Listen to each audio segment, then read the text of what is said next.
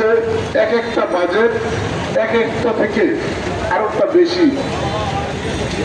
এইবারকার 2026 এবং 27 সালের যে বাজেট প্রস্তাব করা হয়েছে সেখানে 9,38,000 কোটি টাকা, আর সেখানে ঘাটতি ধরা হয়েছে 2,43,000 কোটি টাকা। ঘাটতি বাজেট মানে হচ্ছে ঋণ করে আপনি কি খাবেন। এই বাজেটটা আমরা কোথা থেকে আসবে এবং কোথায় ব্যয় হবে, এটা একটা বিবরণীর নামে হচ্ছে বাজেট। এই বাজেটটা যদি ধরেন 100 টাকা আপনি ব্যয় দিবেন, 100 টাকার ব্যয়, এই টাকাটা কোথায় ব্যয় হবে? 1 নম্বরে ব্যয় হবে বেতন বাবদ। সরকারি কর্মচারী কর্মকর্তা যারা আছেন তাদের জন্য 100 টাকায় 14 টাকা 40 পয়সা তাদের জন্য ব্যয় হবে। সুদ বাবদ, এই যে বিদেশ থেকে ব্যাংক থেকে আমরা সুদ আনেন, আমাদের হুজুররা বলে সুদ খাওয়া বলে হারাম। এখানে এই বেদে 100 টাকায় 20 টাকা দিবেন আমরা সুদের টাকা। সাহায্য মঞ্জুরি সেখানে দিবেন 15 টাকা 70 পয়সা। পূর্ণ সেবা, এই যে হাসপাতালে পূর্ণ সেবা দেয় সেই জন্য রাখছে মাত্র 9 টাকা। সম্পদ সংগ্রহ, আপনি বিদেশ থেকে সম্পদ সংগ্রহ করবেন, ভূমি বিমান আনবেন, এটার জন্য রাখছে 3 টাকা 40 পয়সা। একদিকে বেতন দিবেন, আবার লাগছে পেনশনের জন্য। সরকারি কর্মচারী কর্মকর্তা যে প্রতি বছর পেনশন পায় তাদের জন্য লাগছে 5 টাকা 70 পয়সা। ভর্তুকি বলো না, আপনি যে বিভিন্ন সময় করে না যে বিদ্যুতের দাম পেলে আমরা ভর্তুকি দেই, আপনার এই গ্যাসের দাম পেলে ভর্তুকি দেই, এই ভর্তুকির টাকা দেই, আবার আপনি দাম বাড়ান, সেই জায়গায় রাখছে 17 টাকা করে। তারপর উন্নয়ন বিনোদন 5 টাকা 30 পয়সা, এবং অপ্রত্যাশিত নেয় অনেক সময় যে বন্যা করা হয় সেটার জন্য 6 টাকা 40 পয়সা। কিন্তু এই যে সংস্কৃতি কর্মী এবং সংস্কৃতির জন্য মাত্র 9.90 টাকা আপনি বরাদ্দ করলেন। 0.009 পয়সা। একটা সাংস্কৃতিক কর্মী একটা সংস্কৃতি, একটা মানুষকে, একটা শিশুকে উন্নত করে তোলে, তার মানবিক বোধ মূল্যবোধকে গড়ে তোলে। যে জায়গায় মানুষ মানুষ হিসেবে গড়ে তোলার জন্য যে সংস্কৃতি দরকার, সেই সংস্কৃতি খাতে আপনি মাত্র এত অপ্রচুর ব্যয় করলেন। কারণ কি, যদি এই জায়গায় মানুষগুলি মানবিক বোধে মূল্যবোধের জায়গায় গড়ে ওঠে, আপনারা যেইভাবে সেখানে প্রশাসনিক খাতে অর্থাৎ বললেন রাস্তাঘাট উন্নয়ন করবেন, সেখানে লুটপাট করা যাবে, দুর্নীতি করা যাবে, সরকারি কর্মচারী কর্মকর্তাদের জন্য রাখলেন, অথচ যারা মানুষ হিসেবে গড়ে উঠলে তাদের জন্য আপনি বরাদ্দ সেখানে অপ্রচুর হিসেবে রাখলেন।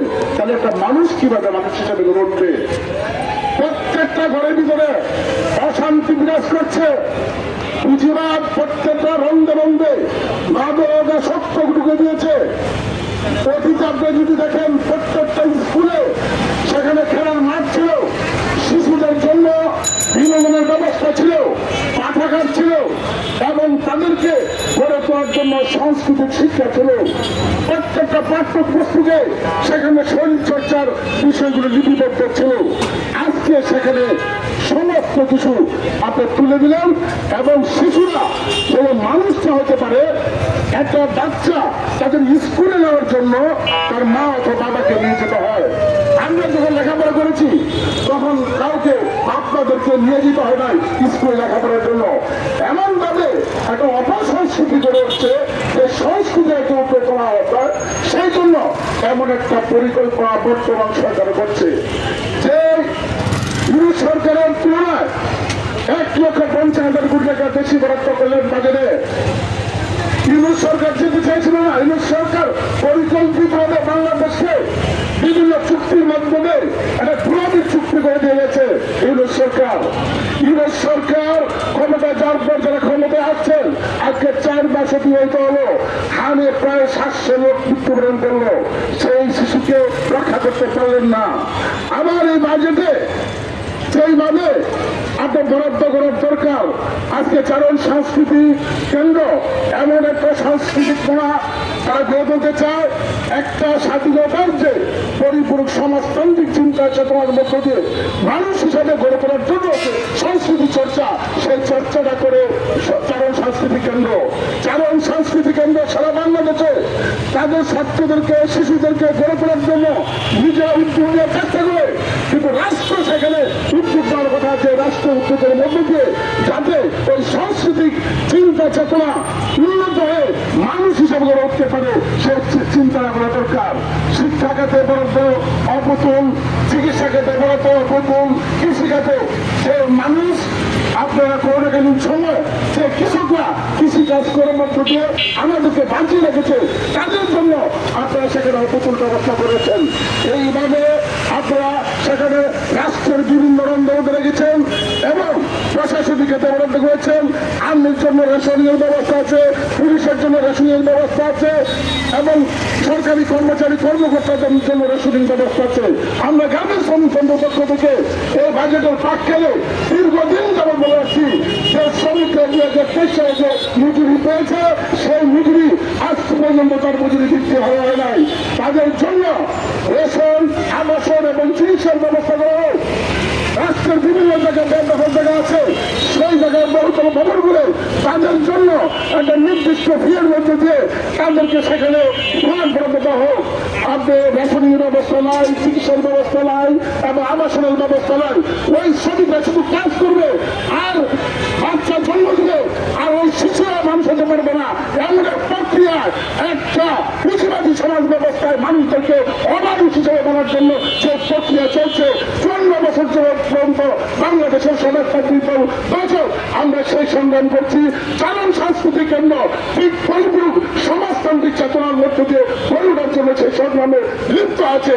সেই জন্য আমরা বলছি এবং চারণ সাংস্কৃতিক কেন্দ্র আজকে দাঁড়িয়ে এখানে বলছে ২% ওই সাংস্কৃতিক মেলাদের জন্য তাদের জন্য বরাদ্দ হোক, যে বরাদ্দ দেওয়ার মধ্যে আগামী দিনের দেশ যারা পরিচালনা করবে মানুষ হিসাবে গড়ে তোলার জন্য, মানুষ হিসাবে গড়ে তোলার জন্য যে টাকা দরকার সেই টাকা যদি তারা পায় তাহলে সত্যি অর্থে মানুষের প্রতি মানুষের যে ভালোবাসা, হৃদয় প্রাণ, হৃদয় ভিত্তি প্রাণ গড়বে সে প্রাণের জন্যই সেই কথা বলছে চারণ সাংস্কৃতিক কেন্দ্র।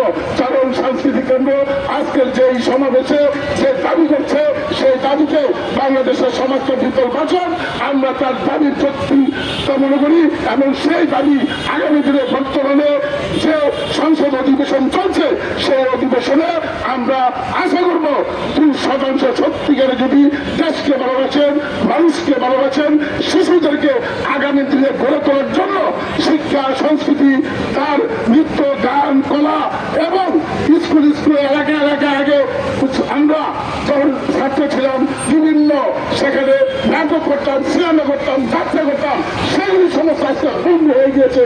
সেই জায়গা থেকে দেশের যে সংকটগুলো তখন এই ছাত্ররা তুলে ধরত, সে তুলে ধরার জন্য যে চেষ্টা, সেই চেষ্টার মধ্যে দিয়ে সরকার এবং সংস্কৃতি কেন্দ্র সেই চেষ্টা করছে। সেই জন্য ২% বরাদ্দের দাবি জানিয়ে আজকে যারা উপস্থিত হয়েছেন, যারা বক্তব্য শুনছেন, নেতৃত্বে উপস্থিত ছিলেন